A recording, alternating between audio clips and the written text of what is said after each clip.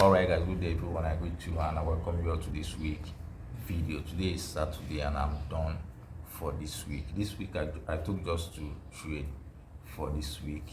Both trade on US or buy and they sell. But without wasting much of you guys' time, let's just dive into the trade, the system, so I can show you guys the trades I took for this week. Please, if it's your first time coming across my YouTube channel, please do well to like and subscribe. I document my trading journey here on YouTube. Join the family. Let's dive into the system so I can show you guys the trades I took for this week. Let's go. All right, so this is US oil, but let me go to my journal first.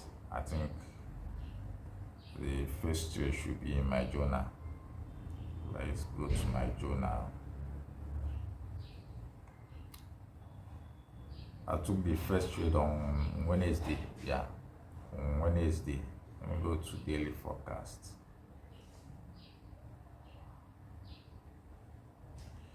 I'm having a lot of network issues these days. It's becoming a problem to me, a very big issue. Took my first trade on Wednesday. Okay, so this should be the forecast. Wednesday forecast. So, and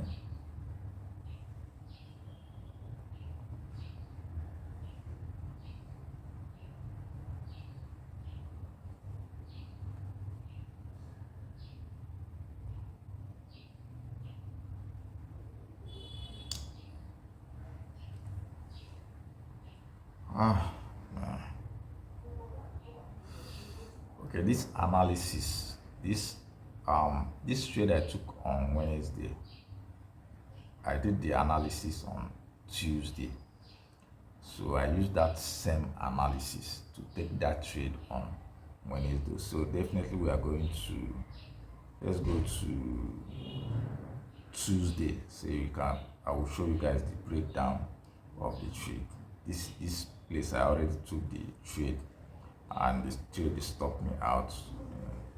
But let's go to Tuesday forecast so I can show you guys the breakdown of the trade on Tuesday. So this is Tuesday US oil.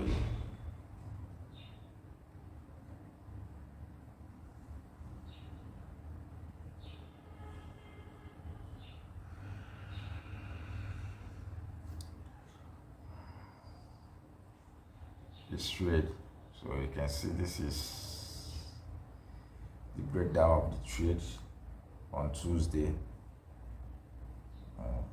And if you look at this price action here now, you will see that this price action is bullish. This is bullish order flow, and this is 4 hours. So this high here was my draw on liquidity. I was expecting this market to come and take out this high, and looking at this the mitigation going on here, you can see how this market is mitigating demand, mitigating demand, mitigating demand. So this demand, this one here, is the demand that is unmitigated, and that is where I was expecting to take my buy from that Tuesday. But market did not come to that POI. You can see this is 1 hour time frame. You can see what I was expecting. Inducement is already there. I just need a pullback to mitigate this demand level. Then I will target that high. But it did not happen on Tuesday. So on Wednesday it happened. And that was the first email. This is the trade here. This is the demand. This was the target. So this is the trade on Wednesday. This is the trade. Gave me 1:3.5. Yeah. So this is the trade on Wednesday, and you can see when the market can mitigate that demand triggered, try to buy. This reaction here shows that other people are seeing the same thing. Other people are trying to buy too. So they try to buy, but the sellers overpowered them. So what did the market do? Break down that demand. It failed the demand. So on Thursday, this demand where I was expecting the market to buy from has already failed. So what I did was flip the demand. Look for a valid supply to sell from. Because failing this demand, the price has already tell me that I'm not going for this high yet. And if this low here has failed to create a new high, you can see it did not even break this internal structure. It only sweep the liquidity and it's pulling down. It has breaking internal structure here. So what should I do? This low is already weak low. All I need to do is target this low first. So this market might go down a little bit, but I don't know. I just target this low first. Failing this demand here, I sweep it, I flip it immediately, and then I took my sell from here on Wednesday, and the sell hits TP. So this is the on Wednesday. Let's see. My forecast on Wednesday. I think I also used the Tuesday setup, because it's the same setup, but now I've flipped the zone, so but it's still the same setup. Let's see. So exactly. So this is the sell, and I documented it here. After I took this sell, I'm still going to execute this trade based on my Tuesday analysis. So that first analysis I did on that first forecast I did on Tuesday was what I used throughout this week. Then on Friday I spotted another setup which was on NAS 100. On NAS 100, let me show you guys on Friday. So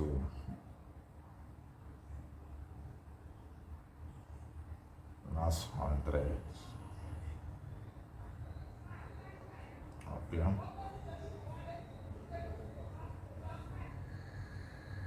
So this was the trade, this was the breakdown, and I was expecting this market to mitigate this demand here, and then I will enter the sell. Though the price came back, NAS 100 price came back, but it mitigates that demand. You can see how it triggered that demand, but in my account the trade did not trigger me, and later seeing this price action, I felt relieved that the market did not even trigger me at the first place, because this market would have compelled me to hold this trade till next week. I would have held this week over the weekend. Seeing how this trade come to this high, but still respect it, still protect it. Instead of taking it out, it protected it, and now it's pulling back. This trade might still go up, but even if it's going to go up, I think internal range liquidity has to be taken, which is this one, and possibly this one. But if I'm in this trade, I won't. The highest I can do is just break even. Normally when immediately this market break this high, I'm already on break even. But seeing this trade coming this close to taking out this high and now pulling back like this, it would be painful if I was on this trade. Then on Wednesday I had this SAUSD trade, which was my main trade. I had so much confidence in this trade. I don't know, it might fail. The trade might fail, might go to TP. But the only reason I didn't take this trade was because US oil was the first to trigger me. That is the reason I didn't take this growth trade. But on that Thursday, this was my main trade, my main setup. Even when US oil triggered me, I was contemplating, should I close that US oil and wait for this good? I had so much confidence in this good trade, but you can see what just playing around. That same Wednesday, I also have a setup on US 30, but the US 30, the US 30 trade was a battle for me. A big battle. This is 1:5.5. This is on Thursday. Why this trade was a battle for me is because this is open fair value gap. And if you guys watch my trade, you will see that just like this trade, if you look at this trade, you will see that this demand here, this demand here is the demand that fill out this supply and also this supply. So if I'm taking this trade here, this low that push price to take out this high is already protected with my stop loss. Just like this trade, this thing happening here, I will be more confident to take this trade like this. I will be more confident to take this trade like this, making sure that this low that took out this supply is protected. But taking this trade from this breakup block, putting my stop loss in the midst of fair value gap does not sit well with me. I don't like putting my stop loss in this kind of condition. This thing that I just explained is the reason why I did not take this US 30 trade. It's as simple as that. But US 30 and US oil triggered almost at the same time, so I have to cancel this one. I have to cancel US 30. So that is it for this week. And you guys know that last week I had 3.5% left in my account, and this week I took another loss, making it 2.5%. But winning this one trade, I'm up. I was up. Close trade. Let me see. I was up for this week. Let me just for this week. So 2.5%.